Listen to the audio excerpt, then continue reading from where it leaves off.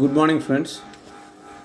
I am Haridasan, President of Retired Railway Pensioners Welfare Association, Central Railway, and also the Vice President of All India Retired Railwaymen's Federation, based at Secunderabad. Now, during my last video, that's on 25th June 2023, I have explained on the issue of entitlement of RALHS card. I mean, who all are eligible to get included in the scheme, in the RALHS scheme. So after release of this video, I have some information, I have received some information from one of our senior office bearer of All India Retired Railwaymen's Federation, Mr. MMP Sinha, who, quoting a letter of Railway Board in the year 2015, quoting a letter of Railway Board's letter 2015, Mr. MMP Sinha informed that the employees who are enrolled or absorbed in railway and retired superannuated after a period of less than 20 years are also eligible to become the member of this RALHS scheme. Suppose I am being absorbed in railway and superannuated after putting, say, about 10 years of service or even before 10 years of service, then in such cases I am eligible for RALHS scheme. This one point, I think I left it while releasing the last video. So I am thankful to Mr. MMP Sinha for giving me this information. Now, before coming to the agreement, as I was discussing about last time also, I have a letter issued by Railway Board on 16/6/2021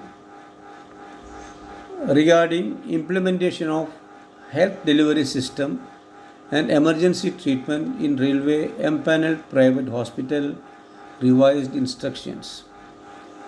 They have given some about 9 to 10 conditions, rather guidelines. In fact, these guidelines are already incorporated in the revised agreement between railway hospital and the empaneled hospital. So I will just go by this revised, I will go by this instruction, the matter contained in this Railway Board's order for the benefit of our listeners. Number one, the letter starts with talking about the emergency treatment in empaneled private hospital without any referral letter. Railway medical beneficiaries under emergency condition can get admission in any railway empaneled hospital without any prior referral. The empaneled hospital should not insist on referral from railway hospital or demand advance in emergency conditions, and the hospital will provide cashless credit medical facilities to patients. So this is the first paragraph which the Railway Board writes. Now the second paragraph, the emergency conditions are being explained. In fact, there is an annexure to this letter where about 10 conditions are explained as emergency conditions, during which time we can approach the empaneled hospital without any referral letter. Now those conditions include cerebrovascular attacks, sudden unconsciousness, head injury, respiratory failure, acute abdomen pain, road traffic accident, especially with injuries including fall, acute poisoning, acute renal failure, acute abdomen pain, electric shock, and like that, there are about 10 conditions being explained by the railway board. But the last one is very important. The railway board says any other life threatening conditions. Any other life threatening conditions means any other conditions which you feel that your life is threatened, you can go to the empaneled private hospital, get yourself investigated, and make sure that your life is not threatened. So that last para says that list of conditions explained is only illustrative and not exhaustive. This is a very important point which our people should keep in mind. Now the third paragraph reads, the valid Umeed/CTSE card issued will be treated as identification as railway medical beneficiary. Railways have to make sure that these cards are accepted in the empaneled hospital under the jurisdiction empanelment. Now the CTSE is not available. I mean, the CTSE earlier was issued to many of our medical beneficiaries, but I think nowadays, after the emergence of Umeed card, CTSE has been discontinued. But still, those who are having the CTSE card, that means Cashless Treatment Scheme in Emergency, CTSE, they are also eligible for that also will be considered as an identification of railway medical beneficiary by the railway empaneled private hospital. Now, the paragraph 4 further explains this emergency. The situation may arise where railway hospital, after scrutinizing admission reports submitted by empaneled hospital, finds that the patient is not suffering from an emergency. In such case, the hospital bills up to the stage of such determination shall be paid by railway directly to hospital. However, the patient can continue to avail treatment at the empaneled hospital if so desired by paying CGHS rate or hospital rates, whichever is less on the patient's cost thereafter. Suppose here I will just further add few more words in this particular subject. Suppose I am suffering from a chest pain. Now, as a layman, I don't know whether this chest pain is why. Why this chest pain? Is it because of some gas problem or some muscular problem, or is it a heart failure of a heart attack problem? So this, of course, as a layman, we can't come to a conclusion because we are simply not aware about this. So in such situation, you are permitted to go to a private empaneled hospital, and on the basis of Umeed card, you can get investigated about the cause of this chest pain. Now, obviously, once you go to hospital, they will take you to the casualty room, and where every investigation will be conducted. And suppose after this investigation they find there is nothing serious, though there is nothing emergency involved in my case, under such circumstances, the cost involved up to the diagnosis, up to the point of diagnosis, shall be borne by the railway. That's first part. After that, suppose even if there is no emergency, but you want to remain at the hospital for further observation for 1 or 2 or 3 more days, in such cases you can do that, but for that the cost have to be borne by the beneficiary himself. But the cost shall not be the hospital rate. He need not pay at the hospital rate, but he have to pay on CGHS rate. And I have seen in most of the places the CGHS rate is by and large half of the hospital rate. So that is what the fourth para deals with. Now the sixth para shows the information being given to the railway hospital. Now the letter reads, the hospital will intimate all instances of patients admitted as emergencies without prior intimation. The hospital means the empaneled hospital. The empaneled hospital will intimate all instances of patients admitted as emergencies to the railway authorities at the earliest and within 24 hours, and railway will revert within 24 hours, otherwise it will be treated as deemed approval by the railways. The empaneled hospital will clearly certify the emergency condition as per memorandum of understanding. Means earlier, when the system of referral hospital was in place, the responsibility of informing the nearest railway doctor was laid on the beneficiary himself. But now, as per this revised agreement, the responsibility of intimating about our sickness to the railway hospital lies entirely with the empaneled hospitals.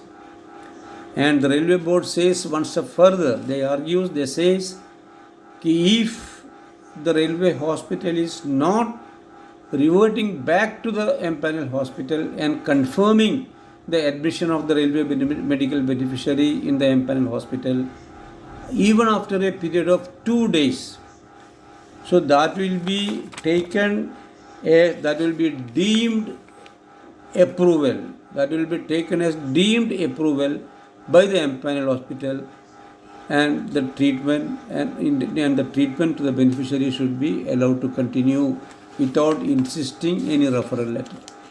That is what this paragraph 6 says. Now the seventh paragraph, they further simplify this issue of communication between empaneled hospital and the railway hospital. Now they say कि railway hospital as well as empaneled hospital will share the contact number and email address for communication for this purpose, and will ensure to put on the website the email to save the time and difficulties faced by the patients. The empaneled hospital will not insist to patients to get the approval of referral extension from the railway hospital.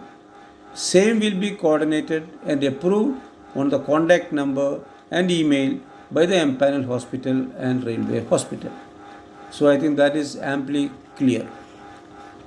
Now this agreement also talk about OPD treatment to the beneficiaries at empaneled private hospital. Now in case of medical beneficiary seek an OPD treatment from any of the empaneled private hospital, he can do so by simply producing Ummid card and no need of any referral letter from the railway hospital. But in this situation, one should bear in mind, it is not cashless treatment. OPD is not cashless treatment. For OPD treatment, again you have to pay at the rate of CGHS, which is, as I said earlier, half of the hospital rate. Now, zonal railways are very specifically told to incorporate all these conditions while signing the agreement between railways and the empaneled hospital. Now, it is true that there are some lacunas also in this case, because what we are finding is the empaneled hospitals are basically under pressure from the railway hospitals, and in railway hospitals are also under pressure from their higher ups to reduce the number of referral or to reduce the number of railway medical beneficiaries going to the empaneled hospital, because their argument is railway have its own hospitals, number one. Railway also reimburse the cost incurred while taking treatment on private hospital, On top of this too, why we should spend more on empanel hospital? This is the one point which is being constantly asked by the railway administration. So here the empanel hospital is under pressure from our local medical authorities, because the bill and all everything is cleared by the local medical authorities. Secondly, the local medical authorities are also under pressure from the higher authorities to reduce the number of patients going to empanel hospital. So in these circumstances, empanel hospital still keep insisting for referral letter, which caused a lot of hardships for our medical beneficiaries. Now here in Central Railway, we, the representative of All India Retired Railwaymen's Federation, go to the empaneled hospital and meet the PRO or the concerned medical authorities there, and we explain them. We take a copy of the agreement along with us, and we try to explain them the provisions for which we are entitled, the medical beneficiaries are entitled. Because once the railway authorities have signed the agreement, you are duty bound to implement those conditions, and it is unfair to insist for referral letter and all these things. We are explaining to them, and of course after our intervention we could find some positive response from some of the private empanel hospital, and our beneficiaries are getting hassle-free treatment, at least in some of the hospital. So I will request all our friends, all my friends, especially those who are working with All India Retired Railwaymen's Federation, to get a copy of agreement being signed by the railways and empanel hospital, study it properly, understand yourself, and go to the empaneled private hospital and meet the management people and tell them this is what the facilities being given to us by the railway board, and you are the party, you are a signatory of this agreement, and you cannot deny these facilities to medical beneficiary in any of the reasons, which will be untenable. And you can convince them, you can explain them, and I am sure that will give you fruitful result. So dear friends, with this I will conclude my today's video. Next video I'll be back with the agreement copy, and there are some more other medical related issues enshrined in the agreement other than what I just explained you, and I will explain on those points when I come next week. Until such time, thank you very much, goodbye. And finally I will request you, do watch this video, share the video and subscribe the video, and don't forget to write comment below the video. Thank you very much.